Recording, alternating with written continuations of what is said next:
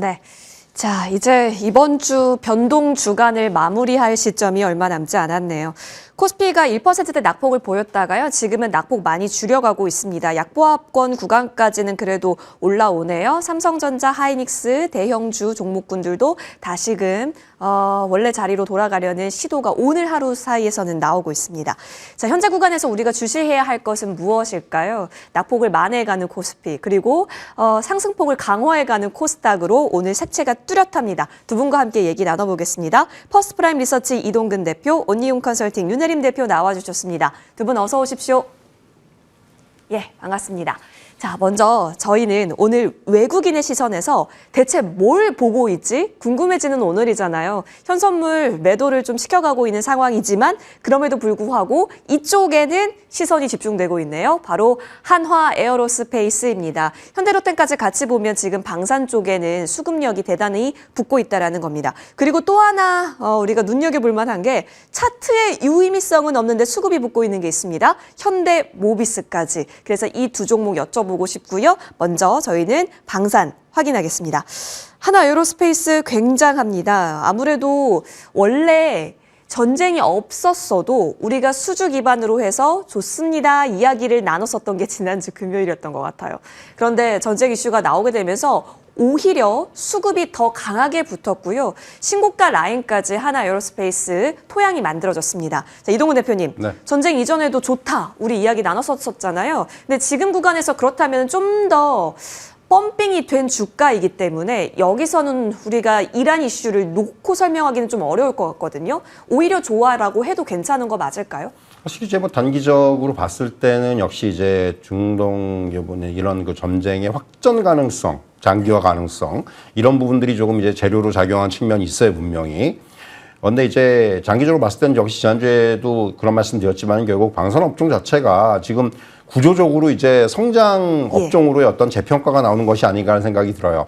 이번 어떤 이런 그 이란 이슈가 아니더라고 하더라도 결국은 우리나라의 어떤 그 무기들의 그 성능이 다시 입증이 됐다라는 부분에 특히 이제 부각된 것이 천공투인데 결국 천공투 같은 경우 이번에 뭐 이제 아마 앞으로 굉장히 제가 보기에는 그 달라는 데가 많을 거예요. 쉽게 말하면은 수주에 대한 부분들이 많을 거고 사실 지금 이 천공투와 관련해서 아시겠지만은 한화에어로스페이스는 발사대를 담당을 합니다. 네. 근데 이 발사대가 별거 아닌 것 같은데 지금 이제 기사들을 보면은 이란이 사실은 미사일을 안 갖고 있는 게 아닌데 미사일을 지금 못 쏘고 있어요. 한 60% 정도를 사용을 못 하고 있는 이유가 발사대가 다 벌써 망가졌다는 얘기예요. 그러니까 무슨 얘기냐면은, 그러니까 이것이, 그러니까 폭격이 발사대 같은 데로 이제 집중이 되는 거죠. 그러니까 그걸 아는 거예요. 발사대가 없으면 미사일은 발사를 못 합니다.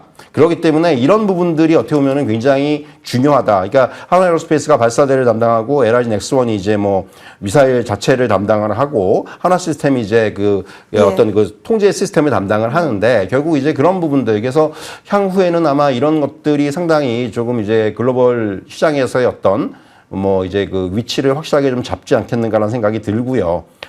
주가의 흐름 자체는 조금 이제 이런 그 이슈를 등에 업고 최근에 보면은 좀 뭐랄까 이 등락폭이 커지고 있는 거는 이게 별 달가운 일은 아니에요, 솔직히. 그러니까 좀 이제 한화에어로스페이스는 그동안의 흐름을 보면 굉장히 견조하게 차근차근 좀 이제 밟아서 올라오는 그런 흐름을 보였는데 최근에는 이런 이제 이슈를 등에 업고 어떤 봉해일이 길어지고 있는 거. 이거는 이제 물론 윤 대표님이 말씀해 주시겠지만 사실 그 부분 제 입장에서 그렇게 달갑진 않아요. 하지만은 말씀드린 대로 일단 방산업종 자체가 이제는 어떤 구조적인 어떤 성장세가 다시 한번 부각이 될 수 있다는 측면에서는 뭐 사실은 긍정적인 평가를 하는 것이 맞지 않나. 특히 이제 한화에어로스페이스 같은 경우는 업종의 대장주라는 측면에서 이게 좀 더 그런 쪽에서의 어떤 무게감을 우리가 계속해서 좀 긍정적으로 볼 필요가 있다. 이렇게 좀 말씀드릴 수가 있겠습니다. LRG 넥스원도 그렇다면 같은 방향성을 그려가야 하는 건가요? 사실 저는 근데 LRG 넥스원은 단기 오버슈팅이라는 생각이 좀 들긴 들어요. 이게 물론 알아요. 무슨 얘기인지는 알겠는데 근데 이제 지금 LRG 넥스원은 거의 어떻게 보면은 지금 최근에 보면은 주가의 흐름이 독보적이잖아요. 그러니까 그 흐름을 보면은 이제 뭐 계속 상한가를 2번이나 기록을 했고 그야말로 지금 뭐 주가의 흐름이 이제는 거의 뭐 이러다가 100만 원 가는 게 아니야라는 얘기가 나올 정도로 지금 얘기가 나오고 있기 때문에 과연 뭐 LRG 넥스원에 대해서 물론 이번에 그 아주 긍정적인 이슈를 등에 업고 있는 건 맞는데 그렇다면 이제 이런 그 주가의 흐름을 정당화할 수 있을 만큼의 그 어떤 실적이라든가 펀더멘털 뒷받침이 되는지에 대해서 우리가 확인이 좀 필요하다는 생각이 들어요. 그래서 펀더멘털적인 관점에서는 사실은 하나에어로스페이스하고 LIG 넥스원은 조금 저는 분리가 돼야 되는 것이 아닌가라는 그런 개인적으로 좀 그런 말씀을 드리도록 하겠습니다. 네, 알겠습니다. 오히려 하나에어로스페이스를 방산 내에 탑픽으로 제시를 해주고 계시고요. LIG 넥스원도 같이 천궁투가 묻어있기는 하지만 지금은 좀 분리해서 생각하자 의견 주셨습니다.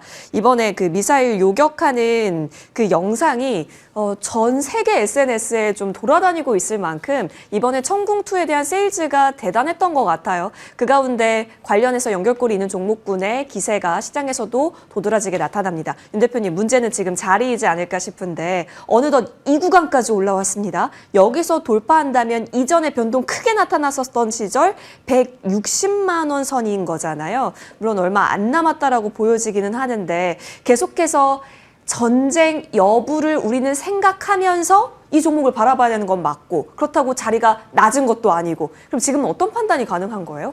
저도 에어로스페이스 오늘 고민을 했는데 우리가 여태 시장이 좋아서 러프하게 마음 편하게 얘기를 하다가 또 오랜만에 시장이 이러니까 조금 신중해져야겠다라는 생각이 들더라고요. 일단 좀 3월이 변동성이 계속 커질 거라 저는 조심해야 되는 관점인데 이제 방산주를 사실 우리가 전쟁과 엮어서만 생각하면 안 되죠. 예를 들어서 방산주가 이제 뭐 전쟁 종전한다더라 이제 재건 쪽으로 기운다고 이제 얘기가 나왔을 때 한동안 이제 조정을 겪다가 지금 이제 방산 이런 전쟁 트리거로 이제 다시 상승을 했잖아요. 그래서 이제 조정 이후에 이제 다시 제자리를 찾아가는 성장주로서의 좋은 국면을 간다. 저도 이 부분에 대해서는 동의를 하고 있습니다. 다만 이제 뭐 수급이나 기술적 분석으로 본다면 일단 지금 이제 3월 첫째 주에 전쟁 이슈로 시장이 빠질 때 그때는 외국인이 매도를 했었거든요. 네. 그런데 이제 오늘은 또 적극적으로 들어오는 모습입니다. 아마 개인은 오늘 매도로 수급이 좀 잡힐 것 같고요. 일단 수급적인 측면으로 봤을 때는 지금 전형적인 외인 기관이 들어오고 뭐 개인이 나가는 구조이기 때문에 여기서 이제 다시 한번 우리가 이제 150만 원 선을 돌파를 하면 뭐 그전 직전 고점이 뭐 170만 원, 뭐 160, 170 충분히 도전을 해볼 순 있겠죠.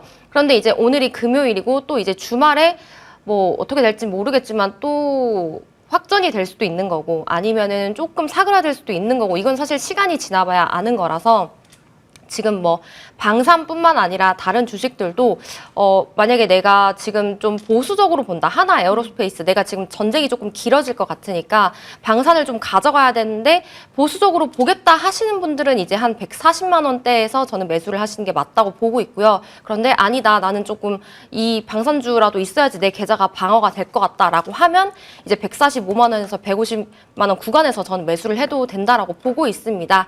그런데 이제 저는 오늘 그래도 우리가 이제 혹시 다음 주에 또 좋은 얘기가 나와서 이제 만약에 방산주도 음봉이 뜬다면 지금 웬만하면 양봉보다는 우리가 욕심을 조금 내려놓고 음봉에 매수를 하는 게 낫지 않을까라는 관점에 저는 오늘 중립 의견으로 정리하겠습니다. 오르고 있는 날보다는 살짝 주춤했었을 때를 기회로 살펴보자. 좀 더 미세한 타이밍에 고민은 들어가도 괜찮다 의견으로서 중립적이지만 긍정에 가깝네요. 타이밍적인 중립 의견 주셨습니다. 하나 에어로스페이스가 방산 내 탑픽이라면 여기서 추가 우상향 기조를 좀 노려봐도 될지 저희는 뉴스와 함께 살펴보겠습니다. 이어서 새로운 종목으로 넘어갈게요. 바로 아까 전에 살짝 언급드렸는데요. 현대모비스입니다. 외국인이 5위권에서 담고 있는 종목인데 자, 원래 우리가 현대모비스를 바라볼 때 아틀라스의 핵심 부품, 액추에이터 사업을 시작으로 바라보고 있었잖아요. 근데 그것을 시작으로 해서 이제는 뭐 센서, 제어기와 같이 핵심 부품단으로서의 확장 가능성 제기가 되고 있습니다. 또 뭐 미국에 공장 지을 수 있다 이런 얘기까지 들리고 있네요. 그런데 차트를 보면 참 재미난 게 전쟁 상관없이 그때만 딱 차트 도려내도 일직선으로 유지를 하고 있어서 이 종목은 에너지를 참 잘 응축하고 있네. 그럼 이렇게 좋은 뉴스가 나오는데 이 구간을 그대로 지켜준다면 오히려 좋은 게 아닐까라는 생각도 듭니다. 이익이 강한 건 반도체고 모멘텀이 강한 건 로봇 같아요, 대표님. 사실 이제 뭐 오늘 모비스 같은 경우는 좀 긍정적인 얘기들이 나오고 있는 것이 역시 이제 보스턴 다이내믹스가 아틀라스 부품에 대해서 이제 추가 공급을 요청을 했다. 네. 뭐 이런 뉴스들이 좀 나왔죠. 그러니까 결국은 뭐 액추에이터를 비롯해서 핵심 부품 5종을 공급을 이제 해달라라는 그런 요청이 나왔다라는 부분이고요. 결국 이런 것들을 봤을 때 뭔가 이제 좀 긍정적으로 우리가 평가할 수 있는 부분들은 역시 이제 현대모비스라는 회사 자체가 이 현대차 그룹의 그 로보틱스 전략의 어떤 핵심 공급망이라는 부분이 다시 한번 확인이 됐다. 이렇게 좀 말씀드릴 수가 있을 것 같고요. 그래서 이제 뭐 액추에이터 같은 경우가 이제 대표이고 거기다가 이제 또 빼놓을 수 없는 부품 중에 하나 지금 나오고 있습니다라면은 많은 이게 그리퍼 같은 거. 그리퍼가 이제 뭐냐면은 로봇의 손 역할을 하는 게 그리퍼예요. 예, 사실은 이제 액추에이터가 전체 그 로봇에 있어서 한 50에서 60% 정도의 원가를 차지한다라면은 그리퍼도 이제 만만치 않습니다. 한 20% 정도의 원가를 차지하는데 뭐 이런 핵심 부품들을 갖다가 다시 좀 이제 추가적으로 공급을 해달라는 요청을 했다라는 거고. 여기에다 추가적으로 이제 AS용 부품의 공급 방안까지도 검토를 하고 있다는 거죠. 그러니까 이 보스턴 다이나믹스 이 휴머노이드 아틀라스에 대해서 현대모비스의 그 비중이 상당히 커질 수 있다라는 이제 이런 좀 기대감을 갖게 만드는 이러한 어떤 상황이라고 말씀을 드릴 수가 있겠고 더 나아가서는 이제 미국 현지에다가 부품 생산 관련해서 이제 공장을 건설하는 방안까지도 검토를 하고 있다. 현지 회사에 생산을 하는 뭐 이런 얘기들까지 나오고 있기 때문에 상당히 지금 현대모비스의 위상이 이제는 어느 정도 자리를 잡고 있다. 결국은 이제 지금 현대차 그룹 내에서 뭐 현대차도 그렇고 모비스도 그렇고 이런 그 로보틱스 사업을 어떻게 이제 진행해 나갈 것인지가 관건인데 현대모비스 같은 경우는 이제 그런 쪽에서는 좀 빠르게 어느 정도 이제 자기의 위치를 잡아가는 것이 아닌가라는 생각을 하고 있고요. 뭐 주가의 흐름이 최근에 이제 좀 조정을 받았다가 지금 오늘 또 이제 조금씩 올라오고 있는데 뭐 계속해서 그런 생각이 들어요. 현대차가 됐든 모비스가 됐든 간에 조정이 나올 때는 역시 이런 종목들은 매수를 하는 것이 맞다. 그러니까 지금 향후에 우리가 이제 기대를 해볼 수 있는 부분들은 지금 이제 기존의 자동차 부품 쪽에서 결국은 이제 로봇 부품 쪽으로의 확장성에 대한 부분들은 역시 변함이 없다라는 부분 이런 쪽에서 우리가 접근해야 될 것 같고요. 뭐 그런 의미에서는 여전히 저는 매수 의견 드리는 것이 맞다 이렇게 말씀드리겠습니다. 그렇죠. 기존에 바라보던 관점이 액추에이터 기대가 컸는데 여기서 추가적으로 또 원가율을 갖고 있는 핵심 부품단으로 확대시킬 수 있다면 현대모비스 지금 자리 지켜주는 거 너무 기특하다 이렇게 바라볼 수도 있겠네요. 윤 대표님 정말 궁금해요. 현대차가 그리고 현대차 관련한 그룹주들이 지금 차트가 그렇게 다른 종목군처럼 변동을 나타내고 있어 보이지는 않다라는 점에서 어떤 의미 찾을 수 있을까요? 네, 앵커님이 잘 짚어주셨는데 뭐 어떤 의미겠어요? 너무 긍정적인 의미겠죠. 네, 현대차가 저는 50만 원 밑으로 빠져주길 바라고 있는데 정말 기회를 잘 안 주더라고요. 그런데 뭐 현대차뿐만 아니라 지금 우리가 현대차 잠깐 ETF 비중을 보면은 현대차 이제 기아 그 다음이 모비스가 비중이 가장 높습니다. 그래서 저는 이번 기회에 3월에 이제 코스피 조정이 오고 코스닥이 갔으면 좋겠어요 했는데 이제 전쟁 이슈로 둘 다 빠져버렸죠. 그래서 코스닥이 이제 지금 액티브 ETF 출시 때문에 조금 더 견고하면 상대적으로 코스피가 조금 더 흔들릴 가능성이 있다고 보는데 저는 이때 현대차 그룹주 반드시 하나의 기업은 가져가야 된다라고 생각을 하고 있어서 오늘 이제 외국인 수급단에서 모비스를 이제 뽑아주셨기 때문에 모비스를 이제 기술적 분석으로 본다면 지금 사실 차트가 이제 이 지금 화요일 수요일에 다 무너졌음에도 불구하고 결국 지금 오늘도 이 박스권에 안착을 해 있다는 것 자체가 굉장히 저는 긍정적인 시그널이다라고 생각을 하고 있습니다. 그래서 뭐 사실 지금 이 자리에서 크게 위험이 없죠. 뭐 그날 크게 하락을 했을 때도 이제 하락했다가 결국엔 이 박스권까지 또 말아 올렸기 때문에 저는 이 가격선 지금 43만 원 선을 충분히 지지해주고 있다라고 생각을 해서 43만 원에서 45만 원 사이에는 충분히 매수를 해보면 괜찮겠다라는 관점으로 매수 의견 드리겠습니다. 사실 현대모비스도 그렇고 뭐 글로비스, 오토에버 다 지금 차트가 원래 자리까지 와 있습니다. 그렇다면 한번 움직이면 그룹주 성격으로 같이 움직일 수도 있겠다라는 판단 내려보면서요. 현대모비스 지금 예쁘고 기특하다면 긍정으로 저희 정리하겠습니다. 자, 이어서 지금 현 시각 가장 궁금한 종목으로 넘어가겠습니다. 기관이 담고 있어요. 바로 이 종목입니다. 10위권에 있는데요. 이게 1시 30분 기준이긴 합니다. 두산 에너빌리티 보고 싶습니다. 현재 가장 장중 고점 단위로 추격을 해 나가고 있는 종목이고요. 또 한 가지는 대주전자재료인데요. 지금 이 종목도 여러분 많이 검색하실 거예요. 어제의 상승력에 이어서 오늘 추가 상승이 나오고 있습니다. 붙은 재료가 너무 좋아서요. 하나씩 뜯어볼게요. 먼저 두산 에너빌리티부터 확인하시죠. 두산 에너빌리티가 움직이니까요. 뭐 우리 기술도 플러스 나오고요. 현대건설이 지금 분봉상 움직임도 강하게 튀어오르고 있습니다. 같이 원전 내에서 그룹핑적인 움직임이 현재 이 시각 감지가 되고 있습니다. 10만 원 향해서 가고 있는 걸까요? 자, 이야기 듣겠습니다. 대표님, 지금 사실 그 대형 원전도 대형 원전인데 SMR 관련해서 미국에서 뉴스가 있었잖아요. 이제 새롭게 착공할 수 있는 승인에 대한 이야기가 나오게 됐습니다.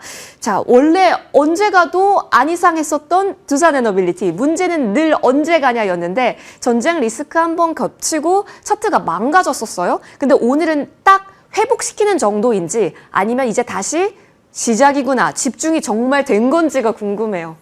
사실 이제 2025년도 봤을 때 수주가 굉장히 좋았습니다. 예. 한 14조 7천억 정도의 수주의 사상 최대 규모의 수주를 보였었고, 그래서 이제 올해에 대한 기대감들은 더 높아져 있었는데, 물론 주가가 이제 최근에 10만 원 돌파해서 11만 원까지 넘어갔었다가 요번에 이제 전쟁 이슈 가지고 주가가 또 급락을 했었어요. 근데 어떻게 보면 항상 이렇게 이런 종목들이 뭔가 펀더멘탈상의 문제가 없었음에도 시장 때문에 급락을 했다? 아주 좋은 기회인 거죠, 사실은. 사실 뭐 두산에너빌티 같은 경우 이제 드디어 테라파워의 이제 그 보면은 SMR, 그러니까 미국의 첫 SMR 관련돼서 건설 승인이 나왔다라는 거예요. 이거는 사실 우리나라 기업들한테는 실질적인 수주 기회가 열리는 신호탄으로 우리가 해석을 할 수가 있는 거죠. 뭐 여기에는 이제 많은 기업들이 들어가지만은 이제 뭐 SK이노베이션, 한수원 이런 회사들이 이제 메인이 될 거고, 그렇다면 두산에너빌리티는 뭐냐? 사실은 두산에너빌리티 아시겠지만 이제 우리나라에서 원전 주기기 제작 업체예요. 그 말 그대로. 그러니까 이제 지금 보면은 테라파워 같은 경우도 두산에너빌리티하고 일찌감치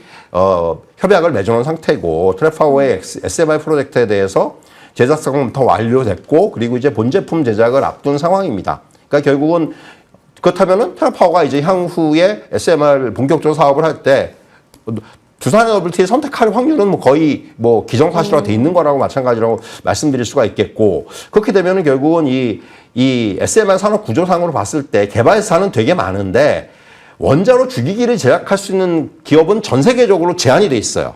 그러니까 여기에 두산에너빌티가 들어간다라는 거예요. 굉장히 이게 의미가 있는 거고, 그러니까 이게 그럴 주기기를 제작을 하기 위해서는 대형 단조라든가 뭐 정밀 용접 기술이라든가 다 가지고 있어야 되는데 이런 회사들이 정말 드물어요. 그래서 이제 두산에너빌티가 이제 뭐 테라파워를 비롯해서 뭐 클로라든가 이제 미국의 이런 SMR 기업들하고 미리 다 협약을 맺어놓은 것이 그들 입장에서는 두산에너빌티한테 줘야 되는 거예요. 어떻게 보면. 그러니까 두산에너빌티를 미리 찜을 해놓았다고 보면 될 것 같고, 지금 엑스에너지라든가 뭐 뉴스케일이라든가 전부 다 협력 구조를 가지고 있기 때문에 이렇게 되면 이제 결국은 향후에는 프로젝트의 발주 시점이라든가 사업 가시성 이런 것들을 기준으로 해서 이제 속된 표현으로 줄을 세울 수가 있는 거죠. 두산에너빌티 입장에서는 이제 그런 부분들이 그러니까 그러니까 우리나라 기업들 두산에너빌티뿐만 아니라 강점 중에 하나가 어떻게 보면 이제 속도예요, 속도. 그러니까 지금 이제 그런 얘기들을 하고 있죠. SMR 시장이 향후에는 기술력도 중요하지만 얼마나 빨리 만들어내가 중요할 것이다. 왜냐하면 지금 급하거든요. 트럼프 대통령이 이번에 이제 빅테크들하고 야, 너네 전력은 너네가 만들었어라는 거 했잖아요. 그렇게 되면 얘들도 굉장히 급해지는 거예요. 그렇기 때문에 그런 부분들까지 감안한다면은 사실은 우리나라 기업들의 그 상대적인 위치가 좀 부각이 될 수가 있는 거고요. 그래서 사실은 두산에너빌티가 이제 거기서부터 조금 이제 올해의 어떤 본격적인 주가 흐름이 나올 가능성이 크다고 저는 보여지기 때문에 사실 이번에 굉장히 좋은 기회를 준 거고, 다시 이제 10만 원 근처까지 육박을 했지만은 여전히 두산에너빌티에 대해서는 긍정적인 의견을 드리는 것이 맞다. 이렇게 좀 말씀드리겠습니다. 네. 자, 오늘 종가 21선 그렇다면 다 안착시켜 놓는지도 되게 중요한 포인트가 되겠습니다. 오후 들어서 수급이 강하게 붙고 있다는 것도 사실인데요. 자, 윤혜림 대표님. 자, 그렇다면 지금이 오히려 매수의 기회가 될 수 있을까요? 원래 자리가 10만 원이라고 놓고 보면 10만 원 아래는 기회가 되는 셈이잖아요. 그런데 이제 3월 분위기는 9만 원 아래가 기회였었거든요. 그래서 이제 10만 원을 돌파를 하면 우리가 이제 더 높은 주가를 기대해 볼 수 있기 때문에 이제 시장 환경이 좋았을 때는 뭐 계속해서 매수하세요 좀 공격적으로 얘기를 했었는데, 이제 지금은 뭐 이런 연일 음봉 하락 이후에 어제도 상승하고 오늘도 상승하는 건 긍정적으로 보고 있습니다. 물론 원전 모멘텀으로도 봤을 때도요. 그런데 이제 수급과 기술적 분석을 봤을 때는 이제 2월 달에 외국인이 가장 많이 매수한 게 두산에너빌리티였었고요. 이제 오늘 기관은 조금 들어오는데 외국인이 지금 2월 들어서 연일 매도를 하고 있어요. 저는 약간 좀 이 부분이 걸려요. 왜냐면 이제 좀 이렇게 말을 하면 안 되겠지만 뭐 전쟁 이슈로 한국 시장에서 워낙 수익이 많이 났으니까 차익 실현 좀 하고 조금 이제 좀 손바뀜이 일어나면 좋을 것 같다라고 해서 외국인이 좀 저는 이번 달에 매도를 많이 하지 않을까 생각을 하고 있어서 이제 10만 원 위를 바라볼 때는 당연히 우리가 10만 원만 가도 다시 9만 원 왔으면 좋겠다, 사고 싶다라고 했지만 지금 또 이제 9만 원 아래가 갔을 때 이때는 정말 안정적인 굉장한 기회였는데 이렇게 또 올라오면 만약에 다음 주 혹은 다다음 주 이번 달 내에 전쟁이 조금 장기화가 되면서 다시 한번 시장을 조금 흔들어서 또 그때 빠진다면 그때 이제 이런 측면을 봤을 때는 조금 기회비용을 아껴보는 게 좀 좋지 않나라는 관점에서 저는 오늘도 관망 의견을 드리겠습니다. 좀 기회를 줄 수 있다. 왜냐하면 외국인이 최근에 매수 기조가 아니기 때문에 한 번 덜어내는 어떠한 날이 있을 때 오히려 그때 흔들린다면 잘 주시하고 있다가 진입하는 관점 열어보자 의견 주셨습니다. 원전은 미국 쪽에서 강력하게 드라이빙을 거는 쪽이라서요. 뉴스가 나올 수 있습니다. 그렇다면 지금 주시되는 포인트는 수급이네요. 체크해 보시죠. 자, 이어서 또 궁금한 종목으로 넘어갑니다. 기관이 요즘 재미난 종목들을 많이 좀 주시를 하네요. 바로 대주전자재료입니다. 어제 이어서 오늘까지 이렇게 추가 움직임이 나오니까요. 이거는 정말 강하구나 이렇게 얘기를 해야겠습니다. 현재 구간도 시세가 오후장 탄탄하게 잘 나타나요. 오히려 고점까지 만들었어요. 12만 원 돌파 움직임. 어제도 이렇게까지 상승 탄력도를 보였는데 오늘도 보이고 있다는 겁니다. 좋은 뉴스가 다 붙었습니다. 이동훈 대표님, 인터배터리 이야기 있고 실리콘 응급제 있고 태양전지도 있고 여기에 또 뭐였죠? MLCC까지 있잖아요. 지금 최근에 핫한 거 다 여기로 모이고 있네요. 이 거래일 연속 상승 나온 건 부담이 아닌 자리인가요? 사실 지금 앵커께서 지금 네. 제가 해야 되는 말씀을 다 해주셨는데 결국 지금 다 가지고 있어요. 맞아요. 그러니까 최근에 이제 뭐 MLCC도 그렇고 뭐 태양광 관련해서 이제 특히나 이제 우주 태양광 관련한 뭐 이제 어떤 그런 기대감들 여기에다가 이제 H전지 관련해서 실리콘 음극재라는 기술력이 또 갖고 있기 때문에 결국 대전자재료가 지금 주가가 이런 그 모멘텀으로 인해서 주가가 이제 어제 오늘 급등을 하고 있습니다. 뭐 여기에 이제 수급적인 부분까지도 이제 어느 정도 또 네. 갖춰놓은 상태고 사실 지금 오늘 같은 경우는 더군다나 이제 부각이 되는 부분들은 태양전지 관련해서 거예요. 아마도 이제 우주 태양광 이슈가 좀 오늘 사실 이런 에너지 관련들이 전반적으로 좋아요. 뭐 태양광도 좋고, 내 풍력도 좋고. 왜냐하면 이제 결국 유가의 상승 때문에 결국 다시 이제 또 신재생 에너지 쪽에 대한 관심이 높아지는 것은 뭐 시장에서 이전에도 이제 나타났던 현상인데 결국 이런 것들이 반복이 되면서 오늘 특히 태양광 쪽에 대한 부분 이런 것들이 좀 부각이 되고 있는 상황이다. 지금 나오고 있지만은 태양전지용 은페이스트. 그러니까 지금 대전자재료가 이 전도성 페이스트 기술력을 갖고 있습니다. 원래는 이게 MLCC 쪽에 들어가는 건데 이것이 이제 태양전지라든가 이런 쪽으로도 응용이 가능하기 때문에 결국은 이 기술력이 요번 이제 뭐 페로스카이트 관련된 이런 이제 그 우주 태양광 관련해서 또 이제 하나의 또 굉장히 중요한 이제 종목으로 좀 부각이 되고 있고요. 여기다가 이제 뭐 실리콘 응급제 같은 경우도 사실은 굉장히 최근에 좀 시장에서 각광을 받고 있는 기술이기 때문에 이런 부분들까지도 시장에서는 상당히 좀 높이 좀 이제 평가를 하고 있는데 자 그렇다면 이거는 지금 이미 하고 있는 것도 있고 향후에 이제 좀 기대가 되는 부분도 있고 그렇다면 이제 주가의 흐름과 이런 것들을 좀 비교해 볼 필요가 있을 것 같아요. 자, 지금 주가는 어제 오늘 많이 올라서 이제 12만 원까지 왔단 말이죠. 이제 그렇다면 이제 좀 이런 것들이 기대감에서 이제는 현실화되는 구간이 좀 필요하다는 생각이 듭니다. 주가는 이미 그런 것들을 좀 미리 반영했다는 생각이 들어요. 그래서 지금 펀더멘털적으로 봤을 때는 사실은 지금의 자리에서 여기서 어떤 매수는 조금은 이제 부담스러운 구간이 될 수가 있어요. 예. 사실 주가가 지금 단기적으로 2배 이상 올랐기 때문에 그런 부분들까지 감안한다면 어느 정도는 이러한 모멘텀들을 지금 주가는 어느 정도 반영하고 있다. 이렇게 좀 말씀드릴 수가 있기 때문에 그런 관점에서 본다면 사실 지금 자리에서 여기서 매수는 조금은 이제 저는 이제 보수적인 그런 좀 스탠스가 필요하지 않나는 생각을 하고 있기 때문에 저는 뭐 지금 자리에서는 일단은 오늘은 관망 의견을 드리도록 하겠습니다. 네. 이틀 달렸기 때문에 네. 이제 여기서 좀 더 쉬어가는 구간이 나오게 된다면 그러면 땡큐 자리를 우리가 노려볼 수 있을까요? 자, 현 구간 코스닥이 3.24% 확대하고 코스피도 양전이 되어 있습니다, 지금. 아까 전에 우리 원전 얘기할 때 코스피 200 종목이 달려주니까 양전을 한 것으로 보여집니다. 자, 근데 대주전자재료도 코스닥 150 종목이거든요. 가장 핫한 종목군 안에 그 150 리스트 안에 있다라는 거죠. 자, 그러면 이렇게 이틀 달려준 코스닥 150 종목 중에 가장 핫한 대주전자재료.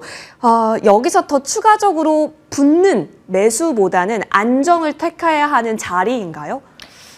지금 월봉상으로 보면 이제 딱 저항입니다. 그래서 뭐 다음 주에 어떻게 될지 봐야 되겠지만 사실 지금 코스닥 액티브 ETF에서 2차 전지가 저는 주는 아니라고 보고 있거든요. 예. 지금 뭐 반도체, 바이오 이런 것들을 얘기하고 있고 뭐 물론 2차 전지도 가겠지만 그래서 3월은 좀 변동성이 클 테니 우리가 이렇게 세니까 당연히 더 가겠지. 그러면은 지금이라도 따라 붙을까? 3월은 저는 조금 자제를 하는 게 좋다라고 생각을 했어요. 괜히 욕심을 부렸다가 박자를 잘못하면 크게 잃을 수 있는 장이라고 생각을 하기 때문에 오히려 빠지는 쪽을 지금은 이성적으로 조금 천천히 생각하고 사야 된다라고 생각을 하고 있어서 지금 자리적으로 봤을 때 저도 조금 지금은 추격 매수를 하기가 어렵다라고 생각을 하고 만약에 내가 2차 전지 조금 코스닥 쪽 그러면 어디를 봐야 될까요? 라고 하면은 네. 저는 지금 에코프로비엠 자리 좋다고 생각하고 있거든요. 자리도 좋고요. 그리고 지금 외국인들도 지금 이 3월 이 전쟁통에 2차 전지 에코프로비엠을 많이 매수를 했습니다. 그리고 이제 에코프로비엠도 우리 코스닥 상위단이니까 액티브 ETF가 뭐 출시를 하면서 코스닥에 조금 더 훈풍이 들어온다면 다시 한번 좀 펌핑을 할 수 있다라고 생각을 하기 때문에 차라리 조금 이렇게 안 간 상위단의 2차 전지를 더 보는 게 어떨까 싶습니다. 오히려 에코프로, BM, 오늘 에코프로 그룹주도 수급이 모이는데 오히려 코스닥으로 본다면 올라 있는 종목보다 이제 올라갈 종목에 집중하자의 의미도 있고요. 좀 더 그렇다면 대주전자재료는 내려오는지 저항에서 과연 돌파를 시키는지 여기서 지지부진한 움직임이 나오는지 챙겨보겠습니다. 자, 이어서 다음 종목으로 넘어가고자 하고요. 프로그램 단 흐름 현재 살펴보겠습니다. 최근 들어서 프로그램 비차익 순매도량이 많아져요. 지금 3일 연속 지금 매도가 나오고 있는 것 같긴 한데요. 그렇기 때문에 매수 리스트를 보면 연속성이 별로 느껴지진 않습니다. 자, 그런데 오늘 새롭게 등장한 종목군이 있습니다. 바로 오랜만이네요. 기판 볼게요. 심택입니다. 신봤다 심택 이야기 진짜 얘기 많이 나눴었는데 오랜만에 탑10 리스트에 등장을 합니다. 자, 소부장이 잘 가고 있다라는 점이 최근에 때가 온 것 같다라는 걸 느낌을 받지 않으세요? 자, 심택은 여기서 다시 우상향, 장중 우상향 기조를 더 예쁘게 만들어내고 있습니다. 프로그램의 수급이 오후 들어서 더 강화됐어요. 지금 사실 어떻게 보면 전쟁 리스크가 덜 받은 종목군의 하나로 심택을 자리해봐도 되지 않을까 싶습니다. 이동훈 대표님. 한번 실적 발표 때였나요? 그리고 그 유증 이야기 나왔을 때 가다가 말았었던 종목이에요. 근데 그때 그 박스 구간을 지금까지 지키고 있거든요. 예, 그렇습니다. 엄청나네요. 사실 심택을 볼 때는 먼저 이제 실적에 대한 우리가 스토리를 좀 봐야 될 것 같아요. 작년 4분기에 이제 흑자 전환을 그죠. 했고 작년 연간 실적이 제가 알기로는 130억 정도의 흑자를 알고 있어요. 그러니까 이제 막 흑자로 좀 돌아서는 그런 모습을 보였어요. 근데 올해 이제 사실은 심택은 올해에 대한 실적의 기대감이 지금 굉장히 높습니다. 올해 이제 뭐 AI 서버용의 고부가 제품의 판매 증가라든가 여기에다가 이제 그 고부가 기판이 점점 이제 사용처가 넓어지고 있죠. 올해는 더군다나 이제 그 지금 보면 소캠2라든가 이런 쪽에서의 어떤 기대감들까지도 좀 적용이 되고 있거든요. 그래서 올해는 이 매출 자체도 굉장히 늘어날 것이고 여기에다가 영업이익이 지금 애널리스트마다 약간 그 전망치는 다른데 보통 한 1,200억? 많이 보는 쪽은 1,400억 이상을 보는 쪽도 있어요. 그럼 작년 연간 영업이익 있고 올해 연간이 이건 비교해봤을 때 물론 이건 전망치입니다만은 10배 이상의 증가예요. 그러니까 이건 굉장히 드라마틱하죠. 그러니까 주가의 지금 상승은 저는 결국은 이 실적의 드라마틱한 성장과 어떤 아주 밀접하게 관계가 있다고 생각을 하고요. 그래서 올해 결국 심택의 주가를 결정하는 부분은 이러한 실적의 드라마틱한 증가다. 이렇게 저는 보여지고 그것이 이제 어느 정도 뭐 정말로 현실화가 된다라면은 주가는 굉장히 긍정적으로 움직일 수가 있겠죠. 뭐 사실은 지금 뭐 주가가 말씀하신 대로 조금 한동안 지금 굉장히 좀 그 횡보를 보이고 있는데 결국은 이 실적에 따라서 주가는 업사이드를 나타내지 않겠는가라는 생각을 하고 있고 아마도 1분기, 2분기 실적이 계속 나올 때마다 이런 말씀드린 그런 전망치의 현실화가 주가에 직접적으로 연결이 될 수 있는 이제 그런 종목이 되지 않겠나 생각이 들고요. 이제 그런 쪽에서는 결국 심택은 저는 좀 이런 실적을 기대하면서 긍정적으로 봐도 되지 않겠는가 이런 말씀을 드리도록 하겠습니다. 예상이 되는 부분이 있다면 실적 발표 때가 또 트리거가 될 수 있는 뭔가 구간이 올까요? 이 부분은 주시해 보겠습니다. 전망 좋다 의견을 받아봤는데 그럼 자리를 보고 있습니다만 지금 어찌 보면 여전히 큰 틀에서 박스권이에요. 그러면 우리에게 지금 이 박스 내에서는 매수 구간으로 활용할 수 있는지 짚어주시면 좋겠습니다. 윤 대표님, 오늘 외국인 기관 프로그램, 심택을 집중하고 있어요. 근데 공교롭게도 코스닥 150 종목이기는 해요. 뭐가 됐든 좋다라는 관점으로 본다면 지금 어때요? 실적 나오는 반도체 소부장이고 코스닥 150이고 이렇게 수급 받쳐주면 저는 이런 종목은 매수해도 된다라고 생각을 하고 있고요.